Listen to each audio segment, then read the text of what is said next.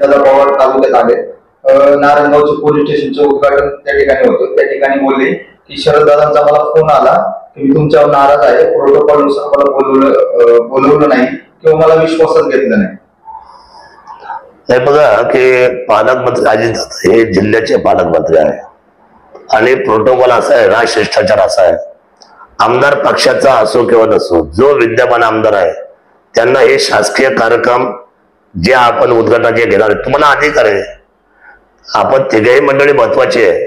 आज आदरणीय देवेंद्रजी फडणवीस साहेब मुख्यमंत्री, एकनाथजी शिंदे साहेब उपमुख्यमंत्री, अजितदादा सर्टन लेवलला तिघेही लोक समन्वयाने कारभार करतात. मग तुम्ही विधानसभेचे जे आमदार आहेत हे आमदार ज्यावेळेला तुमच्या पाठीमध्ये सशक्त उभे आहेत त्यावेळेला तुम्ही अबाधितपणे त्या सगळ्या एवढ्या मोठ्या उंचीवर महाराष्ट्राचा कारभार करता आणि त्या विधानसभेच्या आमदारांना शासकीय कामाचा प्रोटोकॉल देणं ही आपल्या सर्वांची नैतिक जबाबदारी आहे. शासकीय कार्यक्रमाच्या माझ्याकडे पत्र आहेत, मला व्हॉट्सअपवर आले, तुम्ही जर पाहिले असेल तर त्याच्यामध्ये कुठेही आगमनाच्या ठिकाणी शरद सोनवणे विधानसभा जुन्नर हे स्वागत करतील म्हटलेलं नाही. पोलीस स्टेशनच्या कार्यक्रमाला त्या ठिकाणी त्या एसपीचं नाव आलेलं आहे, तिथे कुठेही आमदार शरद सोनवणेचं नाव त्या ठिकाणी आलेलं नाही. म्हणजे अजितदादा पवारांच्या कार्यक्रमामध्ये विधानसभेच्या विद्यमान आमदारांचं कुठेही नोंद घातलेली नाही, माजी आमदारांची घातली. कारण काय नाही, म्हणजे तुम्हाला हा जो भेदभाव करायचा हा भेदभाव फार वाईट आहे आणि जनता हुशार आहे, जनतेला सगळं कळतं. ठीक आहे, तुम्हाला पक्ष वाढवायचा आहे, तुम्हाला तुमचे कार्यकर्ते पुढे नाही, त्यासाठी तुम्ही स्वतंत्र तुमचे मेळावे आयोजित करा आणि त्यावेळेला शरद सोनवणेला प्रोटोकॉलची गरज नाही. तुम्ही येऊ शकता, तुमचे मेळावे घेऊ शकता, तुमच्या ह्या ज्या कर्तृत्वान तुमचा जो काही समजा माणूस आहे त्याचं पान तुम्ही पुढे करू शकता.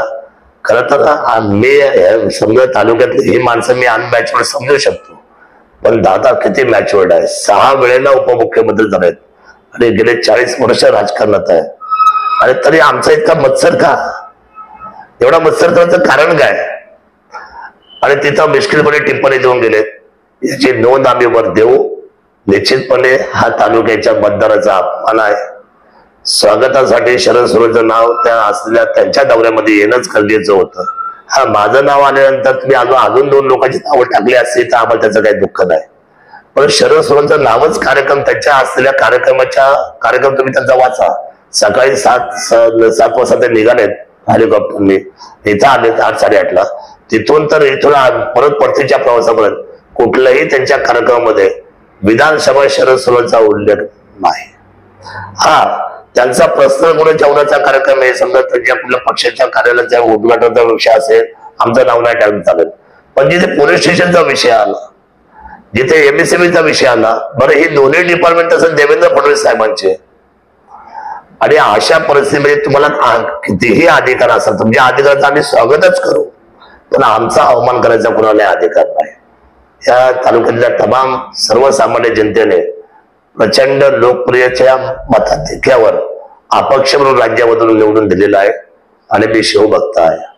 ठीक आहे, माझ्यावर कोण किती टीका करतं, टिप्पण्या करतं, त्याचे काय फार आम्हाला त्याची काळजी नसते, कारण आम्ही रोज जनतेत आहोत आणि जनतेला माहिती आहे की स्वार्थाचं राजकारण शरद सोनवणे आजपर्यंत कधीच केलं नाही आणि करणार सुद्धा नाही.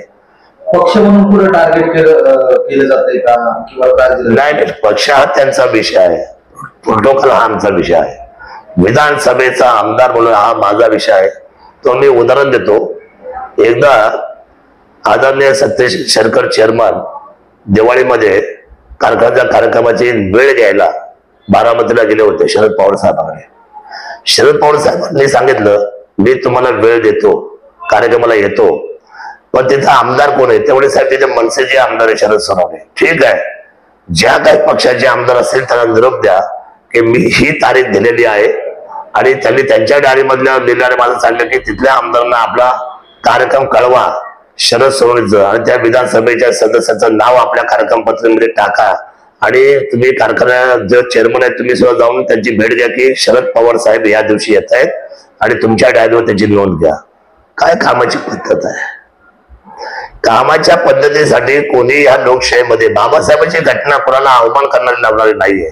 शिवरायांचं स्वराज्य हे सन्मानपूर्वक आणि सगळ्यांना बरोबर घेऊन जायचं आहे. तुम्हाला असं वाटत असेल कुणाला की आम्ही यांचा अवमान करू किंवा आम्ही यांना राष्ट्राचा प्रोटोकॉल देणार नाही, आम्ही यांना सन्मान देणार नाही, आम्ही कसंही वागू, या मार्गाला जनता खूप बारकाईने मनाव घेते. आणि आम्हाला काय फरक पडला, आम्ही सकाळी 7 वाजल्यापासून बाहेर आहे. आज मला दिवसभरामध्ये माझ्या नोटीस बोर्डवर 84 कार्यक्रम होते, त्यापैकी 53 कार्यक्रम मी केलेले आतापर्यंत संध्याकाळपर्यंत. मी रोज जनतेमध्ये फिरणारा माणूस. त्यामुळं असं आहे की जनता खूप हुशार आहे, म्हणून तर जनतेने मला अपक्ष आमदार केलं. माझी या लोकांवर काही चर्चा नाही, अजितदादांच्या बाबतीत चर्चा आम्ही वरती करू, काय अडचण नाही. परंतु अशा पद्धतीचं वागणं बरं नवं, एवढंच मी सांगतो. जय शिवराय.